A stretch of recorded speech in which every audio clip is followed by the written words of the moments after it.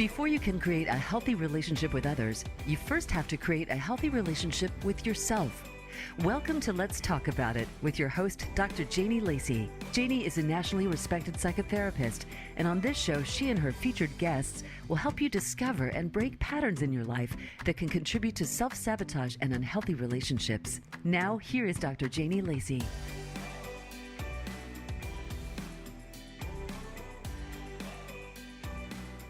Cardi B's divorce is the current headliner in entertainment news. But whether you are a celebrity or Joe around the block, breakups are painful. And many couples are taking this path after quarantine and discovering it's time to move on. But moving on from a relationship you weren't ready to release takes time and a mind shift. We bond in relationships, so the separation come down can feel akin to coming down from drugs. But while this is painful, it is on the spectrum of being normal when it comes to breaking up.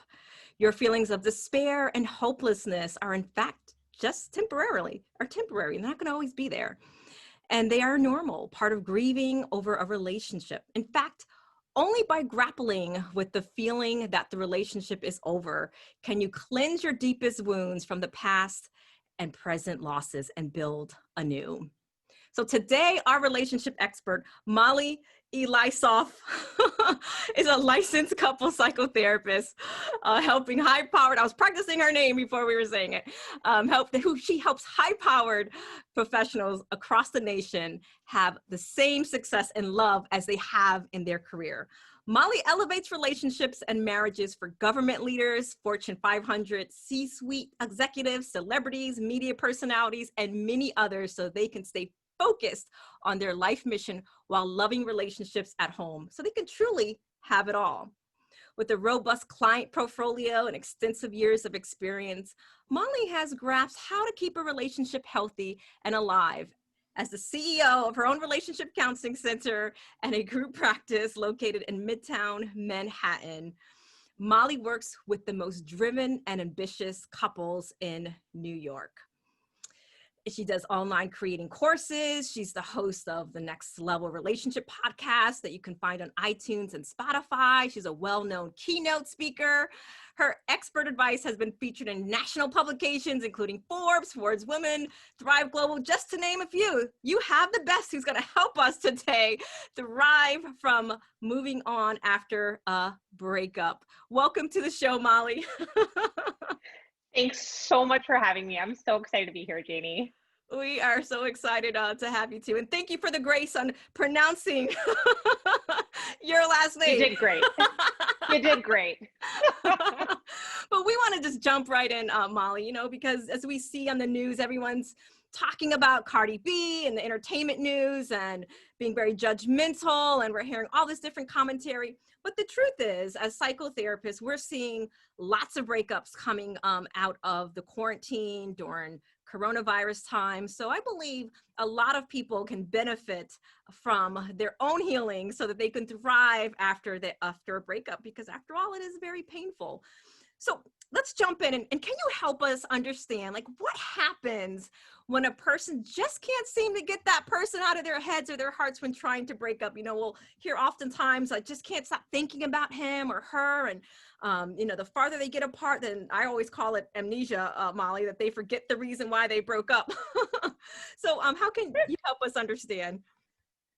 For sure. So what always comes up for me is breakups feel like coming out of your own skin. It literally feels like you're shedding a piece of your identity and a moment in time of who you were and what this other person meant to you. And so that can be an extremely painful and gruesome process. Changing everything from the inside out takes a lot of energy. And so it feels really reassuring to go back to what was safe at one point, comfortable at one point, easy and loving. And so it makes total logical sense that if you've just had a breakup, you're having this longing for when things weren't so uncomfortable. So share with us a little bit about the longing and some of the feelings that people will in fact experience while they are going through a breakup, so that they know perhaps some of the things that they're feeling is normal, and they're not alone. What would be some of those symptoms or things that would be normal that someone would experience after a breakup? Great question. Everyone, first of all, is different. So, how your best friend breaks up with someone and what you look like is going to look so different. How you move on, how you cope, and what you're feeling is all going to be really unique to you. So, that's really, really important to start with.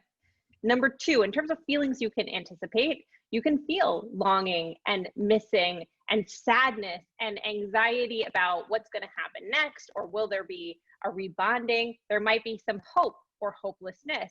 So you can range almost in every single feeling. It almost feels like grief and loss to me. So a lot of things that come up for you when you have an ending in your life may come up during what feels like even a temporary ending. If you're not sure that the breakup is forever, can come up then as well. So then what would be a couple of things that you would share would be some of those first steps that someone should consider when they know they're getting ready to break up, or they're just freshly broken up? I mean, what would be your expert advice on those initial steps that someone can do? Yes, let's break that down. Okay, so if you know you want to have a breakup with someone, the best option is to be able to talk to that person about it so they know what's coming and you guys can unfold together and say goodbye together. One of the things I do a lot with couples who are deciding to have an ending is to end amicably. The last thing you want is to not only replay all the moments and memories that you miss about that person, but also maybe question yourself of, did you do it right? Was it kind enough? Was it sweet enough? Are they okay? Well, first of all, they're not okay. Like, no one feels good after a breakup, okay? So that's really important to remember. But it's really great if you can end with some ease or a little bit more ease. So if you know you want to talk to your partner about an ending, spending some time with yourself on what I call a self date to break down all the bullet points of, why is this ending happening for you? What do you want for your future that's not happening here? And why does this need to happen now? Can be a really good start to the conversation that you're going to have with that person. Now, if you've decided, or the breakup has already happened and it just has flowed, part of what you can do in first steps is almost the same list there. You can write down what didn't work about that relationship for you, even if that's hard to remember in this moment. You can write down what worked for you in the relationship. And you can also write down what your fantasy relationship is. So if it's right post breakup, this might feel a little too raw to do, but if you want to just try and start to gather your thoughts, this can be really helpful for the months down the line when the grief has slowly dissipated and you're really ready to process what you want for your life. So then help us understand, Molly. So if you were talking to Cardi B, for example, many times we'll see that people have that unmet need that the person who they desperately want to work it out with, whether it's their ex, or whether it's they've been freshly broken up or it's been a couple of months. But what we'll see is let's first acknowledge that the self-help book on how to get your ex back, how to win your love back. I mean, you can Google those terms and there are like so many books and so many different things on, like, I call it, monetizing on a heartbreak. But what I also see it, and I would like for you to speak to this, is that when there's no evidence of change and they want to desperately win that person back or get back with them, I mean, why do you think that they want to get back on that merry-go-round, or we have so many self-help books that are teaching people how to win your ex back, how to get this back, all those types of things. And so what would you say to us from your expertise? Yeah, like we were talking about earlier, that pain and discomfort that comes up with breakup can make it really, really tempting to go to what felt like joy at one point, what felt like love, all those endorphins to come back, to feel a sense of relief finally. So reaching back to your past relationships can feel really alluring. Also, if you have a little bit of a doubt, like a second guessing that's going on of, is this something that just happened that maybe shouldn't have happened? Like, was there one single moment that causes huge rupture in your relationship that you feel like is repairable, but the other person, maybe you feel like walked away too soon, or wasn't giving you the opportunity to repair. I could see it being really pulling to try and, like you said, like a win, win your ex back. Let's put that like heavily in quotes, but I agree with you. I think the only thing we can control in our lives is ourselves and not the other person. So if you want to evolve yourself or show up more for the other person in an effort to try and heal and resolve the relationship, you can, but you will ultimately never have control over the other person. So only one step at a time. One And step we at a saw time. Offset. Yeah, and we saw Offset try that like months ago, right? When he I don't even remember the concert, and he had the big flowers everywhere, and he really made this like public declaration that he was trying and he wanted her back. We make these efforts, but it's not just about the small gestures, it's about having that deep repair underneath. So because Molly, you are the expert and you work with many celebrities, so this is just a side question in the sense of breaking up. How difficult do you see with some of the celebrities that you work with that because their breakup is also in a public eye? I mean, what's the different challenges that you see in that type of situation versus a less public breakup? Yeah, I think you started to hit the nail on the head, right? There's a lot of viewership. There are a lot of people with eyes on the situation and speculation about what's happening. The truth is, none of us really know what's going on in Cardi B's life or her romance. We don't know what the last few years of their marriages look like from beginning to end, or their courtship. We only know the snapshots that she's rapped about or that we've heard about or seen a photo around. And so everyone is not only filling in the blank, but they're watching her like a hawk to see what message is she sending out and how is she managing. But we're only seeing probably 1% of the situation, And so I think it's immensely difficult for celebrities to figure out how to cope and what they need to do to get through the situation, because they have so many people paying attention to a story and not even the whole truth. So essentially, she or any celebrity is going through the same thing that Joe down the street or Mary across the street is having, but there's the extra amplification because it is a public relationship, from what I'm hearing you say. 100%. If you can imagine, you're going to work and you just went through a breakup and you didn't do your hair and makeup the same way today. You looked a little tired, you had bags under your eyes because you were crying and didn't sleep last night. Everyone in your office might pay attention and go, are you okay? Did you not get a great sleep last night? But now you have millions of people commenting and messaging and speaking about it. And the next day when they're at work and they're on a talk show and they're being asked about something, they're also having to answer about it. There's no ability to pull back and be private. And so it's immensely important that celebrities get support behind closed doors with the discretion of professionals who really can help them if they want to thrive and get through whatever their emotional decision is, whether that's to stay together or break up, because no one should be in this alone, especially not people who are being looked at all the time for what others want to aspire to be. You mentioned a good point that no one should go through this alone. So in your expertise in helping couples and helping people get through breakup, especially celebrity couples, how can people, and I think every one of us can relate to this, how can people use discernment and know who should they lean on and for their support system, and what would be a healthy support system? Oh, it's such a good question. Such a good question, because I think people grapple with this one. They go to a place of I just need help, someone be there for me. And they put all the feelers out, sometimes without thinking that cautiously, who is going to have my best interest in mind, who's going to have my back right now, and who's going to give me the best feedback that I want to hear. So I usually recommend pick at least one person who is not going to tell you anything definitive, who is just going to sit with you and listen to what's going on. If you have that one friend who's take action in this way, maybe not the perfect person to start with, because right after the breakup, you are just trying to think and feel so many things at once. And it's really important that you have space for that.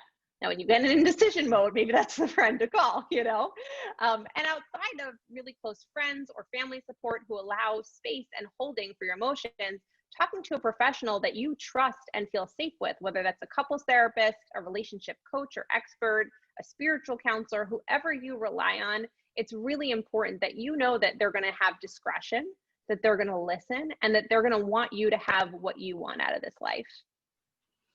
So with that being said, Molly, what would you say if you could kind of help our viewers and listeners on a deeper level, that when people are looking back to, again, try to win their ex back or reconcile, or however we want to frame it, as a solution to their problem, to the, the aspirin to their headache, the pain that they're feeling, trying to soothe that.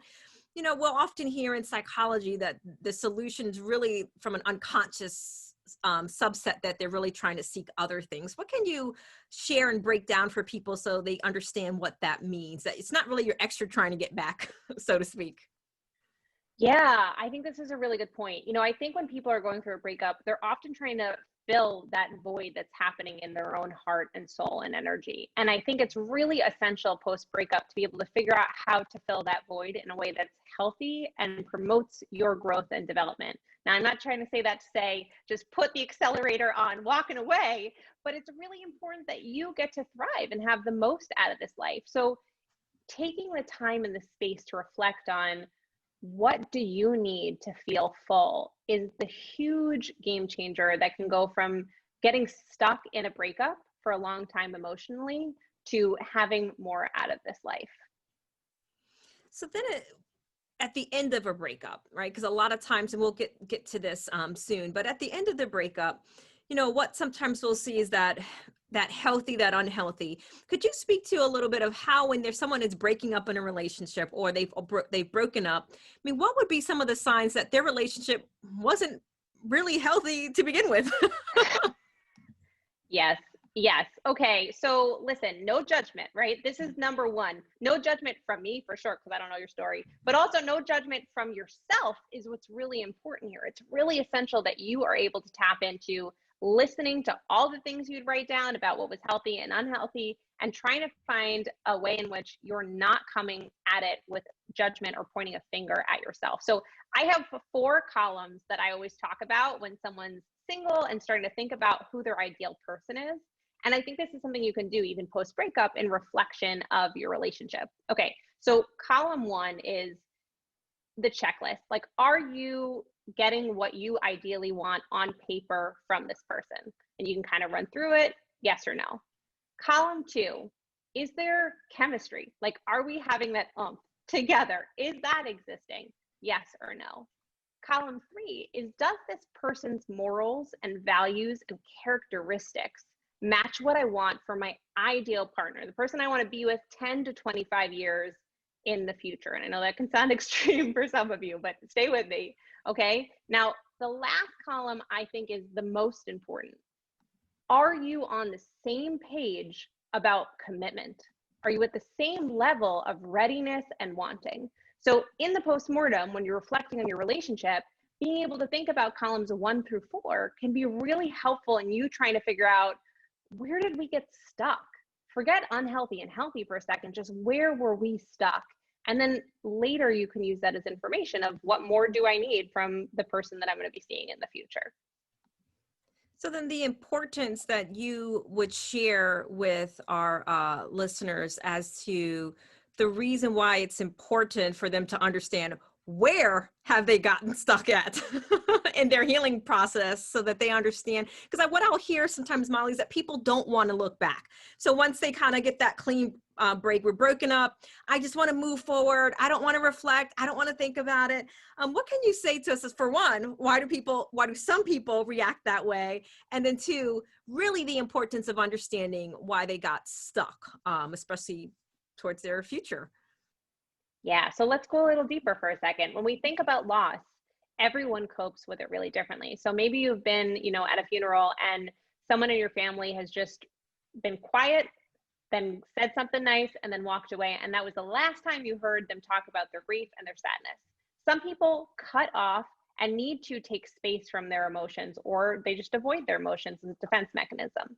It's really important that everyone, no matter how you externally process, takes time to emotionally, internally process, or the same thing happens. So you can relate this to a job. If you've ever worked a job before and you were like, my boss, my manager, my agent, like, what a headache, how exhausting, that was terrible, I have to have someone new. if you don't think about what do I need from this new person to not have the same experience in my workplace again, you are going to end up in that same place for your work experience. And it's no different in your relationship. It's essential to step back and really think about, what do I want in my ideal setting, ideal relationship, and where were the deficits?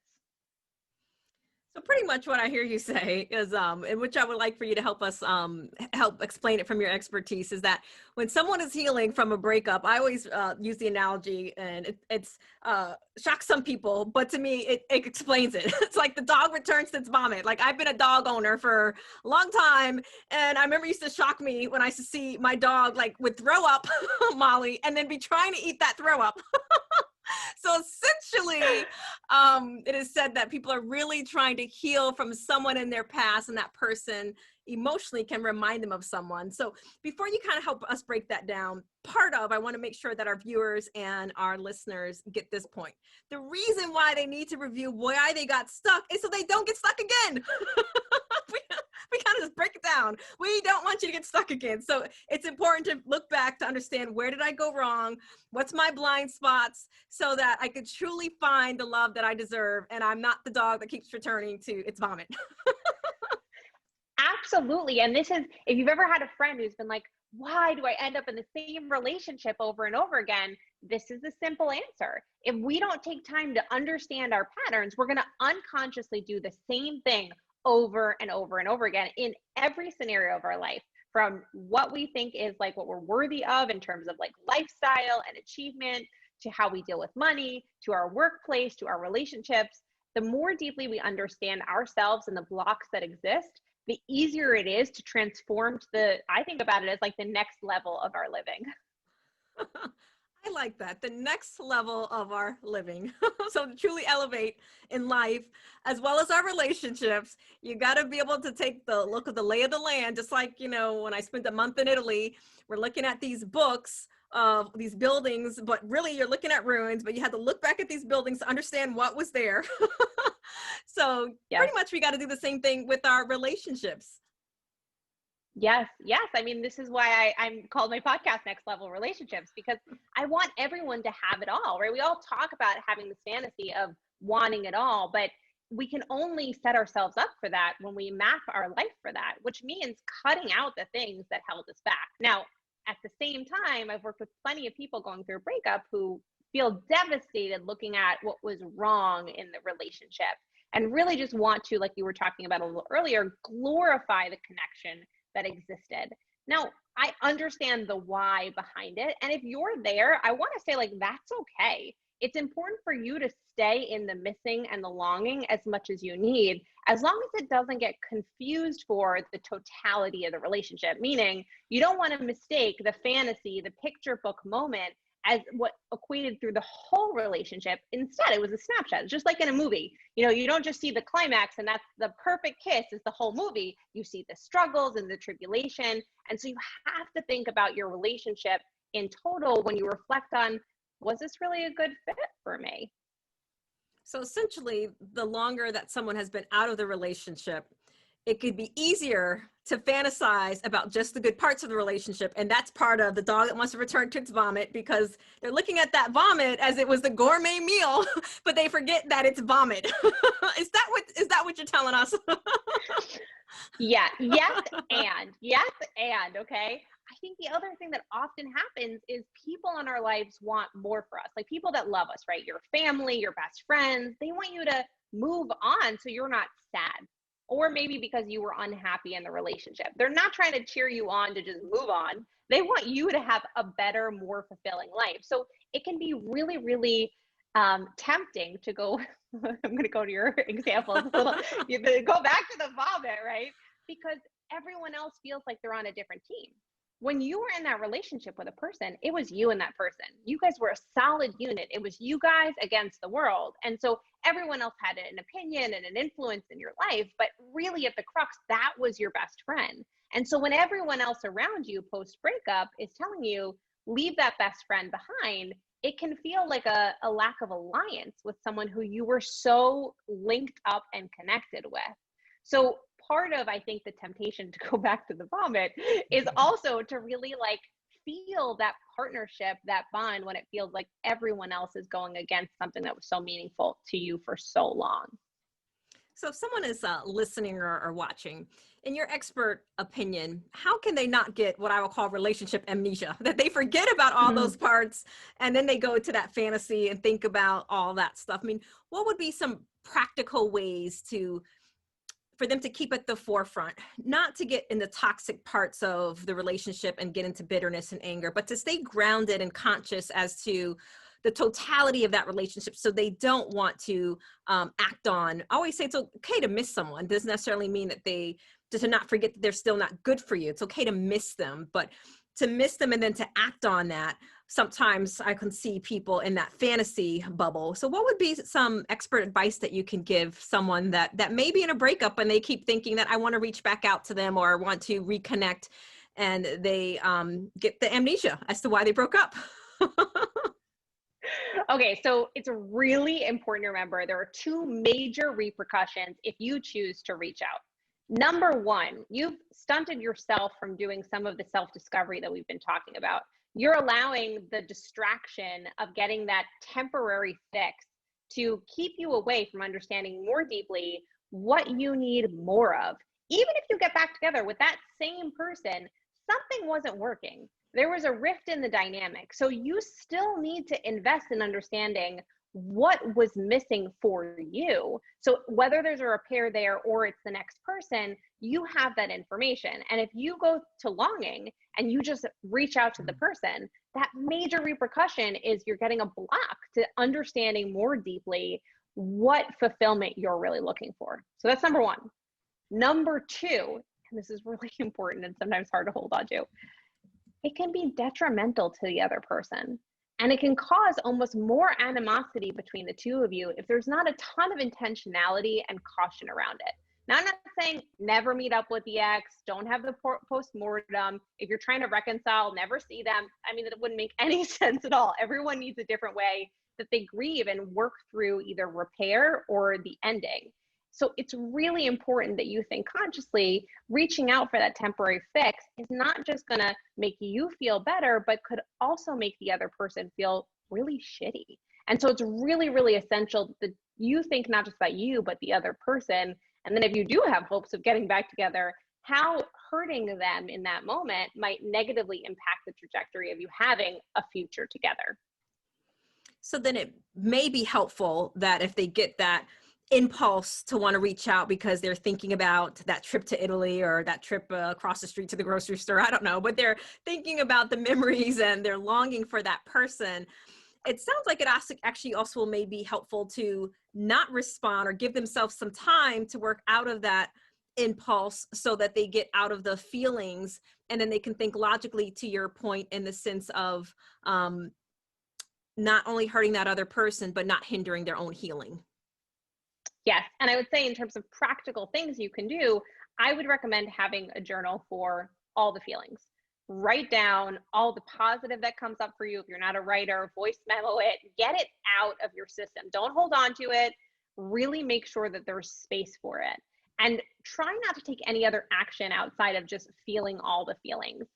And in addition to that, it's really important for you to start to make observation and analysis of what might not be working. So that would just be one concrete thing that you can do as a starter. I know we have plenty more time to talk about all the other ideas too. Sure, absolutely. So as we get ready to take our commercial break, could you share with us as to, if people were really honest with themselves, I mean, what are some of the common fears and insecurities that come up in them when they're in a breakup or they've just been broken up with? Yeah, I think some of the biggest thoughts are, I'm going to be alone forever. I'm never going to have a person who gets me the same way. I'm never going to be loved or understood in the same way that I was previously. That's just not true. If you can't think of all the people in your life at different moments of your time that have loved you, you are needing to take a pause and reflect and step back on all the love and how it comes in and out of our life at all different precious moments. It's there. We just got to find it.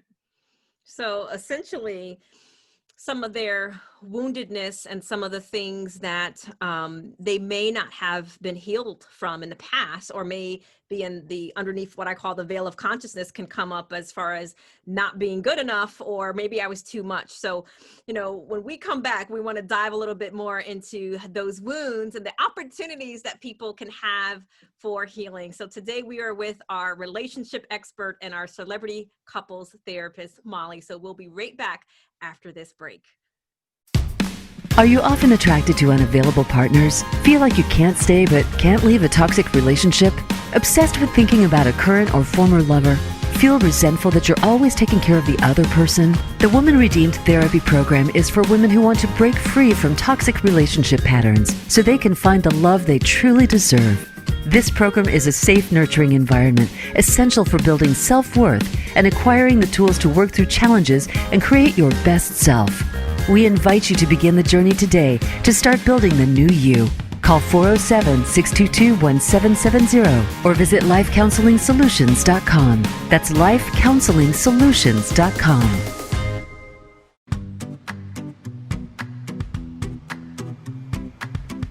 You are listening to Let's Talk About It with Dr. Janie Lacey. To reach the show today, please call into 1-888-346-9141. That's 1-888-346-9141. You may also send an email to Janie at lifecounseling.solutions.com. Now back to Let's Talk About It. And before we took our commercial break, Molly was helping us understand what are some of the wounds or opportunities for healing that I like to say that can also come up during this time of a breakup. So welcome back to the show, Molly. Thanks so much for having me back. I'm so excited for our part two. So I think part of kind of continuing our conversation before the break is on helping people understand, right? We really want them to thrive after a breakup, and to your point, not get stuck in a breakup. So part of that is, I always say there's opportunity for growth, especially there are people that can consciously break up and realize that we are not good for each other and there's still respect for each other. But then we also have the other side of it where there is anger, there is bitterness, that people are going through that grief cycle.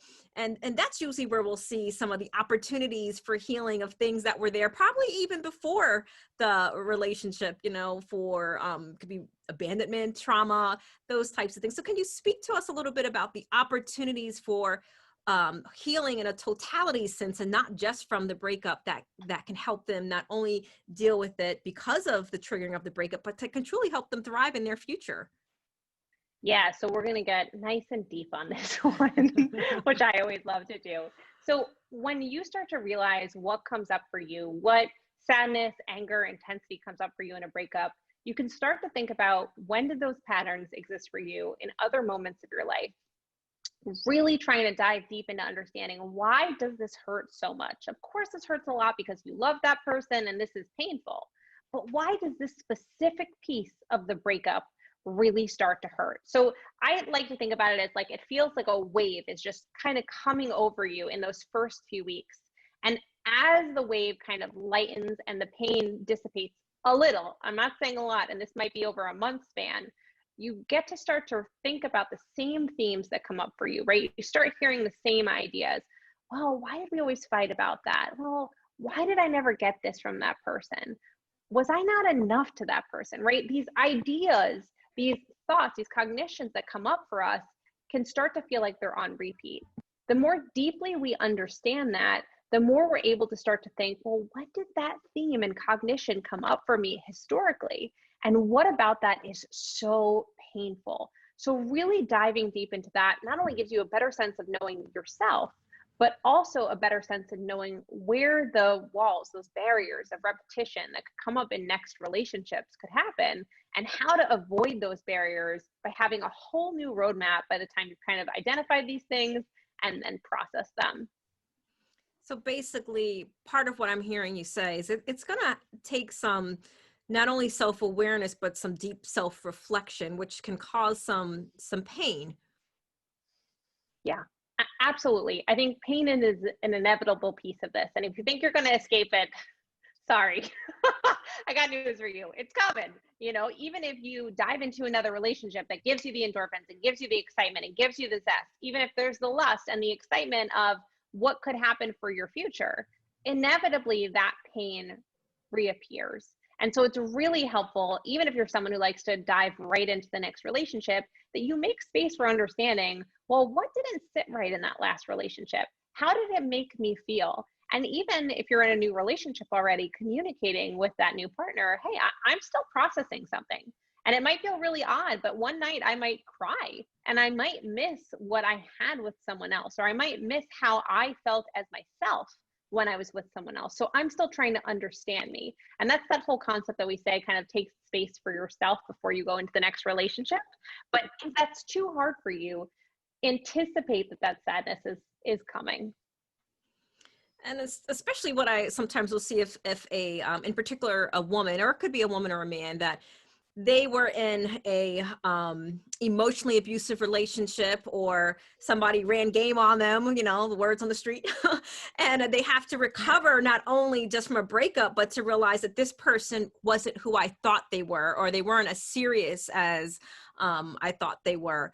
And then they dealing with a whole nother level of, who was this person? And really, and sometimes to your to what you work with, high level professionals, celebrities, and they can think, well, I'm smart, I'm you know, good at my career, how did I let this happen? I mean, speak to us a little bit about, yes, it's okay to process those types of things, but not staying what I would call stuck in the victim mentality. Like, how can somebody recover if they were played, so to speak?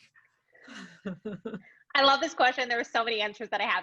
First of all, you're human, okay? So we're all human. We're all gonna make like quote unquote mistakes, but I like to think about it as learning lessons, or you keep saying, Janie, like opportunities, right? We get opportunities to understand ourselves better and the world around us. And sometimes that can only happen by like literally, you know, like when we're kids riding a bike for the first time, like bumping your knee. It's terrible, you cry, and then you got to get back on the bike. You know what I mean?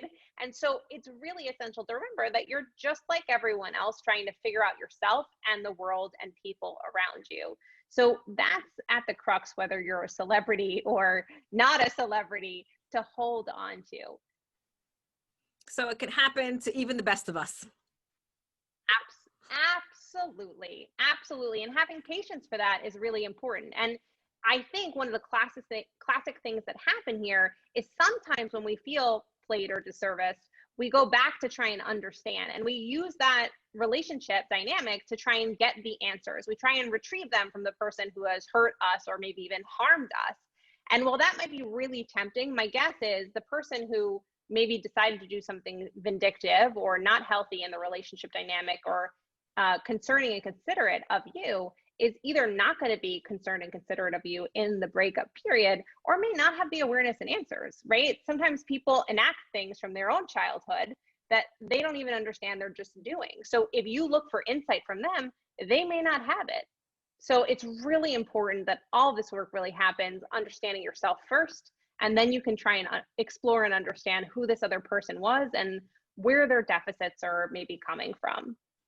So essentially, going back to a point that we made earlier, that if they don't have evidence of change, that we're doing ourselves a disservice to try to go back and try to use the word closure, try to get some type of closure or understanding. Because if they played you before, so to speak, and there's no evidence of change, they more than likely can continue playing the game, is what I'm basically hearing you say. 100%. I say this all the time. In a relationship, all we have the power to do is change ourselves, grow and evolve ourselves with the hope that the other person will evolve with us, but no guarantee. So it's really important that you kind of, even if you want to ask all the questions of, why'd you do this to me? And why would you hurt me this way? You said you love me. That can feel really, really tempting. And maybe you end up eventually doing it. I think it's really important that you start with yourself first. Why would this person do that to me? Why would this person behave that way? And is that the behavior I want from this person? Am I worthy of that behavior only? And the deeper we can go into, no, I'm not worthy. I deserve someone who is loving and considerate. And maybe I understand my partner as someone who's been through a lot of pain and trauma and enacted that on me and brought that to me, even though I wasn't deserving of it.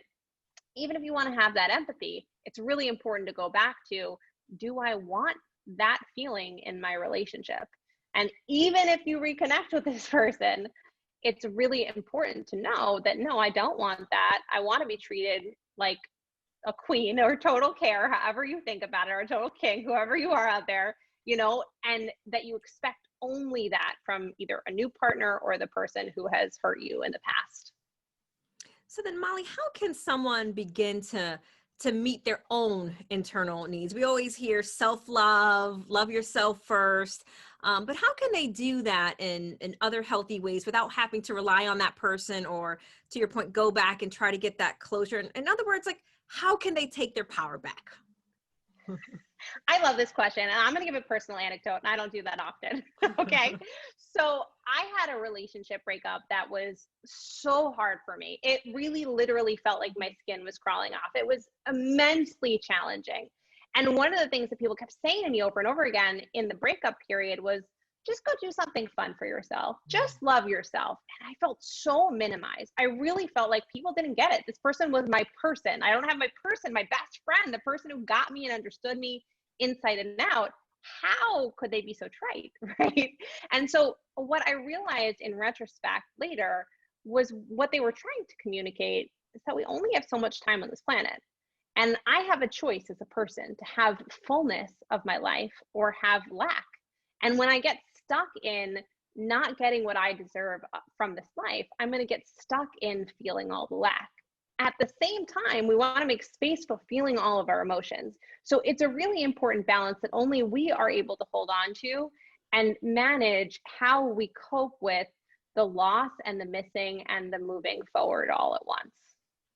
So then someone that is listening and or watching, either from your own personal experience or from your professional experience. So then how can you break down for us, what does it mean to love yourself, right? So they're in that healing process and they're getting that advice, love yourself, so that you can manifest the man or the partner that you want. I mean, what does that mean for people that hear that, but they really don't know what that means to love themselves?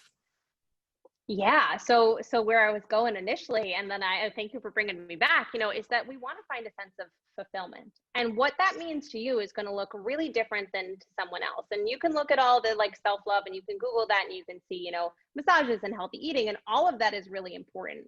But at the end of the day, what does full life look like for you? Is it you having energy? Is it you feeling successful? Is it you having close connections with people who get you? Is it you traveling? What does that ideal look like? And so to be nurturing to ourselves starts with, what do we ultimately want to feel like all the time? What is that fantasy? Again, I always go to 10 years in the future on a Saturday. What's you really fulfilled? Is it you playing tennis on the beach? Is it you climbing up a mountain? Is it you reading a book in a nook? What does it look like to you? And the more you get a sense of that, the more you're going to be able to figure out, well, what's a small piece of that I can do as self-love right now? So if my fantasy is to be kind of reading in my library at home, maybe I need to take my book out. And even if I only want to sit in bed and have my cup of tea, maybe I want to take some quality time to get a little bit of that feeling of what makes me feel taken care of and nurtured. So essentially, one of the things that I'm hearing you say that what that means is the way that they would want their fantasy person to date them, they essentially date themselves. So if they want to go to Bali and be on the beach, go to Bali and be on the beach, right? At least that's what I'm hearing you say. I definitely think that's a big piece of it. And it doesn't just have to be going out and spending it all, right? Sure. It's really what do you want to feel like? And if you want to be in Bali with your future partner, why not take yourself to Bali? And not just to feel all of that amazingness, but to take the space to feel what it feels like in your own skin. Because the more you can bring a self-love version of yourself to the next partnership, the more fulfillment you're going to set yourself up for in the future in that relationship.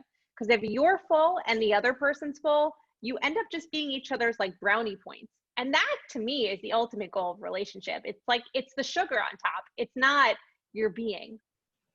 So I want to make sure that we don't miss this key point. So think about how you want to feel and really get some words and some language around that. And another part that I also will see as self-love is having boundaries, so that in the future, when you know how you feel and how you want to maintain that feeling of peace, respect, being seen, being heard, all those types of things, and you're giving it to yourself and you know how that feels, then when you get that partner, you know, you now have a baseline or a foundation. So if you need to employ those self-love boundaries, you'll be more likely to confidently do that in all seriousness, because you know how you want to feel and how you want to be treated, because you do have that baseline. Is that correct? Absolutely, because there's nothing harder, and I think everyone can relate to this at one moment in time in any relationship they've been in. There's nothing harder than saying to your partner, hey, I want to go take a bath by myself. I want 3 hours by myself. I don't want you around, essentially. And initially, we can feel like we're rejecting the other person, or they may feel hurt. But if we understand that that's correlated to our baseline, that us feeling like we are in our Epsom salt bath with our favorite book and the quiet music and the candles is where we're at our calm, then they'll slowly start to learn that we're not taking space from them. Instead, we're filling ourselves so we can show up more as ourselves when we bond and connect with them. Because, like, what partner doesn't want that? To have like a full playmate, not just like a partial playmate. There you go. Can go on that playground and have adult play. So Exactly. so then, our expert, can you help share your professional advice on, because we hear these words all the time, not only in television and media, but from individuals on the healing path. But how can they identify and know their triggers, and what does even triggers mean? Because we know that words can be destructive, and once they're said, they can't be taken back. Yes. So if you don't know what a trigger is, I love talking about triggers because they're everywhere and in all areas of our life. Triggers basically are something that provoke a large emotional reaction for us. So I could say the word applesauce and it can mean nothing to me. And you might think applesauce and be like, oh, on our first date, we had applesauce and it was really special. We actually made it and we put the cinnamon on top first. And then we took tasting time and it was so special. And we had this bonding moment. So I can say that word and it can provoke a huge emotional reaction from you, where for me, it wouldn't be, like we'd say, triggering. So it's really helpful in whether you have anxiety or, any kind of intense mood reaction to know your triggers, but it also is hugely helpful when you're dealing with a breakup, because someone is going to say something that helps remind you of that amazing vacation that you took together, or that time that your partner almost proposed and then didn't. And so all of these like really painful things can come up from something extremely innocuous, like listening to a podcast, or maybe we've even said one of those words tonight. And once you get a hold on these words, you can start to take stock of what is going to bring about huge emotional feelings for you. And then it'll be a question of how do you cope and manage those feelings.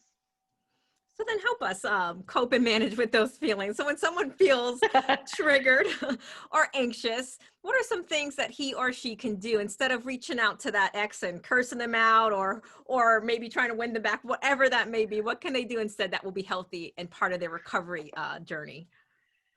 Okay, so what you need to do, and I'm not into like matter of fact, what you need to do is get a piece of paper and then write this list down. It's really important that you have like 1 through 4 or 1 through 10 things that you can do to cope, to manage when you're having those triggers happen. And at the very, very bottom, like 4 or 11, like the last possible option can be reach out to your ex if you really, really want to put it on the list. But you need to come up with a bunch of different ways that you can cope and manage way before then. So I like to think about, and this might sound a little bit like small, but I like to thinking about what can help you cope as thinking about what would put you at ease or keep you calm. And that's not quite what it is, but that's where I like people to start. So if you're someone who loves a hot shower, put down a hot shower as part of the list. If you're someone who loves to run, even if you're not in the mood and have no energy, put that down on the list. Okay, so once you have all of those things down and you can think about anything that's physiological, like your favorite shawl and wrapping yourself up in it, having a hot cup of tea or like a cold beverage. It can include coloring or listening to music. So there's so many things you can add to that part of the list. Okay, the next section is thinking about the who in your life. So who in your life can be a support for you to just hold all the feelings. You can list out your best friend or your parent or, someone who's going through a breakup too, you can write that down. But remember what we said earlier, you really want to think about that super intentionally. Someone you trust and someone who will hold without judgment. The next thing I recommend you write down are communities that make you feel like you. So when I'm in this space, and it might be virtually right now, but when I'm with my, sports team, when I'm with, my dance class, when I'm at the gym, I feel like I'm with the people that make me feel like me. And I feel more like myself and at ease. So you can have all those things mapped out with your ex very, very at the bottom if you must. And those are great ways to start coping with the triggers that may come up. And I think those are great suggestions, because then what you're essentially advising us is to pull us back to things that are going to be healthy for us now and in the future, and kind of pulling their mind away from the fantasy and potentially getting caught up in the lies and the fairy tales of where they once were. Yes. Yes, 100%. And it allow us to figure out what we need for any moment like this in the future, including a fight with the person that you end up with in the next relationship, because those moments happen too. So then, speaking about the next relationship, I always hear this controversial question. So because we have you, our relationship expert, our celebrities, couples, psychotherapist, what is your professional, maybe personal opinion, but what's your professional opinion about, can exes truly be friends? And what would you consider, or what would you share with us as healthy versus unhealthy with staying connected with your ex that's now going to be a friend? So I actually believe that this is feasible, but I would say not anytime before you actually want to. So if you've just gone through a breakup, it might be like, oh, we can still be friends 2 months, a week later. Scratch that. Give yourself space and time to really feel everything, because you not only need to say goodbye to this other person and then find your next person, but really think about, well, how does this person even fit in my life as a friend? How would I want them to show up as a friend in my life? Would I want them to come on a double date with my partner? Well, maybe we had a child together. And so we actually have a lot of bonding and history through co-parenting, and it works really well for us to be friends. We've developed that relationship over time. Or it might be a little bit more friction, and you might realize that your ex is probably always going to hit on you in the future. And so is that really a friendship that's going to work for your next relationship? So give yourself a lot of time and space, but I have seen a lot of couples stay friends. But it usually is at a minimum a year before that connection feels like there's enough distance for reconnecting and bonding. So take some distance and also heal. So, we'll hear, Molly, this advice about taking time to heal, as I just mentioned, about before jumping into a dating scene again, in particular. But what does that really mean, and why is that important? And in your professional opinion, how long should a person wait before starting to date again? What would you share with us? There are no rules to any of this, which is what's fun, I think. And I know that can be really scary if you're looking for a concrete answer, but really it's what works for you. So if you do any understanding of your own attachment pattern, I know we don't have a ton of time to break down what that is, but I would definitely recommend you doing a little navigating. If you're someone who has a really anxious attachment pattern, meaning it's really hard for you to be alone, you really feel like you need someone to be there to feel okay, you might be someone who's really tempted to jump right into another relationship. And that might be what feels necessary to you to be able to thrive and keep moving forward. For someone who's more avoidant, that might not be as necessary, and you might be okay alone. So I don't think there's a rule of thumb of how long, but you're going to need emotional space for yourself. So even if you jump into that next relationship right away, in that relationship, be communicative. You might need the time to be reflective and think about what you want. Because like we said earlier, you otherwise could end up repeating patterns that you don't want for your future. And I appreciate that, Molly. So in our last minute, what can you share with us quickly about some signs that a person's on a right path to healing versus a wrong path of destruction? Absolutely. So if you're in a dynamic that is not making you feel fulfilled and happy, you're probably not in a space that's going to keep you happy for the long term. So really reflecting on, what's this person not just bring me right now or in the occasional fight that occurs, but how does this person make me feel overall over time? That can be a huge indicator of what you need for yourself and what you might need to let go of from the partnership. So you may need to let go of some things. Molly, we certainly appreciate you sharing your expertise on Let's Talk About It with Janie Lacy. And our prayer is that someone is going to listen or be watching and they're going to be thriving after a breakup and not making the same mistake. Because, Molly, messy breakups can be a gift if we're willing to journey into the dark and stay with the process. Opportunities of this nature give you the insight into your own relationship patterns and unconscious programs more than any other. So while it may feel tempting to focus all of your energy on getting back with your ex or winning their love, know that at the heart of this desperation is something much deeper, and our expert helped us explore that today. Because you are number one. Regardless of whether you can accomplish winning their love or not, the wound and pattern still exists within you. Chasing unavailable people is self-abandonment. The buck stops today. So if you find yourself engaging in this type of behavior, it's time to slow down, self-reflect, refocus on the most important gift you can give anyone, and that is you. Until next time, this is your host, Janie Lacy. Thanks so much.